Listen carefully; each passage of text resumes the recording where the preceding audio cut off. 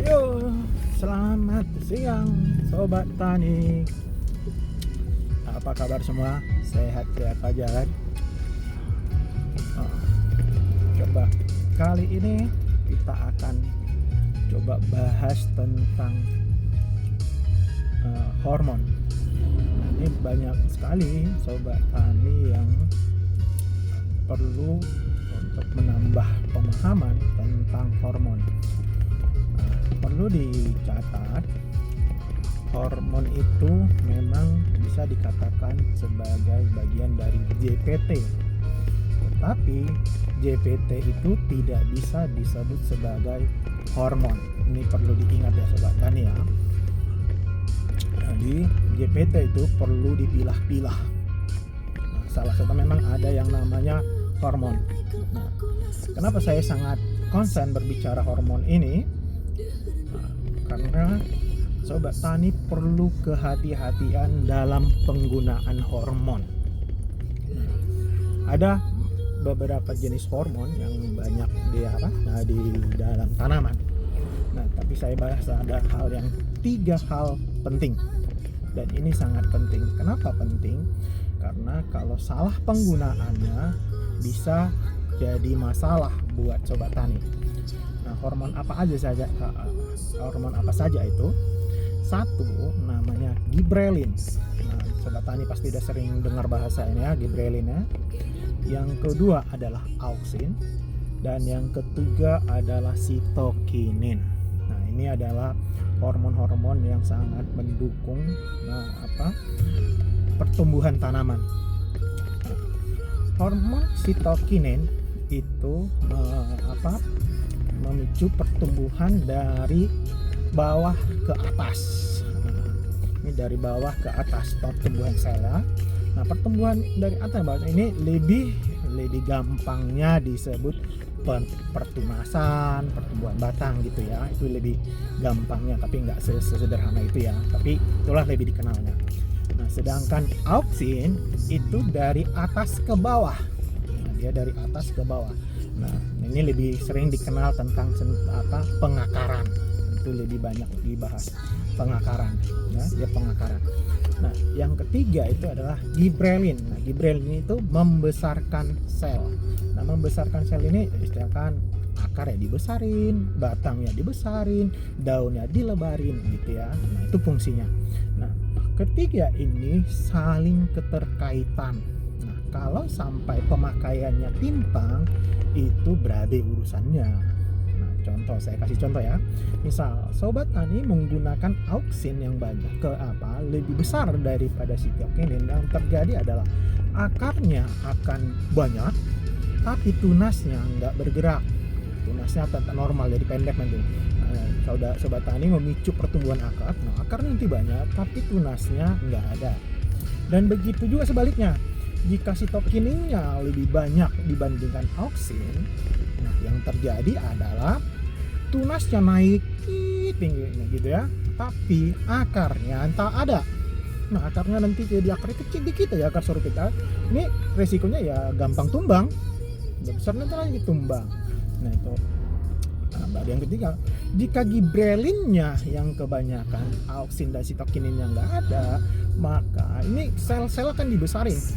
Nah, akar dibesarin, batang dibesarin, daun dibesarin. Nah, dibesarin tapi kosong karena pengisiannya nggak ada. Karena tadi dari atas, pembentukan sel dari atas ke bawah dan dari bawah ke atasnya nggak ada. Nah, akibatnya nanti kopong. Nah, buah tomat kalau dikasih udah berpasti berbuah, dia besar kelihatan tapi kopong. Nah, penggunaan gibrelin sangat berbahaya. Kalau kebanyakan, berbahaya buat tanaman-tanaman yang berair, yang memiliki kandungan air yang tinggi. Misal ke kentang, tomat. Nah, ini hal yang paling besar. Kenapa? Tipikal batang kentang dan tomat itu tipikal basah, berair. Nah, jika nanti batangnya terlalu besar, yang akhirnya pengisian sitokinin dan auksinnya kurang, yang bisa tetapi penggunaan nitrogen tinggi, yang berakibat itu nanti yang mengisi itu malah air, batangnya kebanyakan air. Nah, resikonya jika batangnya malah air yang lebih banyak dominan mengisi adalah busuk batang. Nah, sangat risiko ya, hati-hati penggunaan Debrelin yang berlebihan itu bisa berakibat rentan serangan busuk batang. Nah, jadi sobat tani perlu diperhatikan ketiga hormon ini, jangan istilahnya ya asal pakai saja, perlu diperhatikan kandungan kadar-kadarnya ya.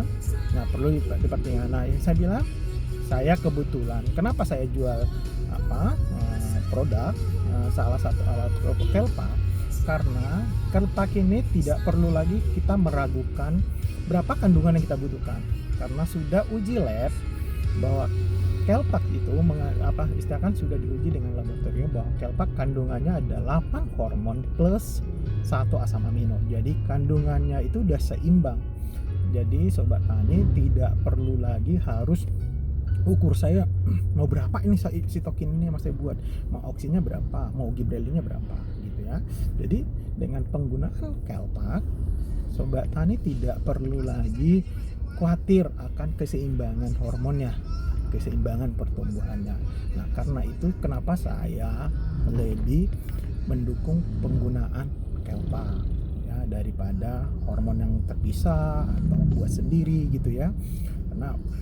Karena buat sendiri kita harus kalau umpamanya yang namanya organik katanya yang dibuat sendiri, karena tahu sitokinnya ambil dari mana, auksin dari mana, nah yang bukan tidak bagus, tapi yang repotnya kita nggak tahu berapa kandungan yang didapat, sitokinnya berapa, auksinnya berapa, gibrelinnya berapa. Nah, ini resikonya adalah timpang penggunaannya. Nah, pertumbuhan tanaman pun menjadi timpang. Nah, salah satu lagi yang kelebihan dari Kelpak, dia punya hormon alginate. Nah, alginate ini fungsinya itu kalau dia di musim kemarau, dia bisa memerintahkan akar mengeluarkan cairan. Jadi walaupun dia musim kemarau, dia akan berusaha bertahan dengan membuat kelembaban sendiri melalui akar. Dia akan mengeluarkan cairan dari bawah akar. Nah, Kelpak juga mengandung yang namanya etilen. Nah, etilen ini hormon itu bisa mempercepat proses pembuahan dan sekaligus ya proses pematangan buah itu etil. Dan banyak sih fungsi-fungsinya. Karena itu saya lebih merekomendasikan penggunaan Kelpak. Bukan karena saya mau yang jual ya, bukan karena itu aja, bukan. Karena produk ini memang benar-benar produk yang sangat membantu petani sebenarnya. Nah, gitu. Nah, kalau saya sih saya selalu kalau ingin merekomendasikan sebuah produk itu selalu saya pelajarin dulu produknya apa, fungsinya untuk apa, pentingkah buat petani atau tidak. Nah, itu kalau produk itu sangat penting di petani, saya tidak akan segan-segan mempromosikan. Dan catatan, saya tidak pernah dibayar ya oleh perusahaan kalau mau mempromosikan produknya, tidak. Saya manajemen sendiri produknya juga tidak. Karena saya selalu basisnya adalah petani. Penting buat petani, bermanfaat buat petani, maka itu akan saya rekomendasikan. Makanya kenapa saya bentuk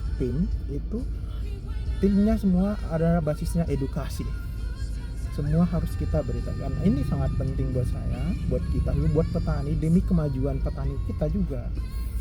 Tidak lagi asal yang berakibat nanti bisa berlebihan produk, berlebihan pestisida, mungkin berlebihan segala macam berlebihan. Yang berkaya biayanya juga bengkak.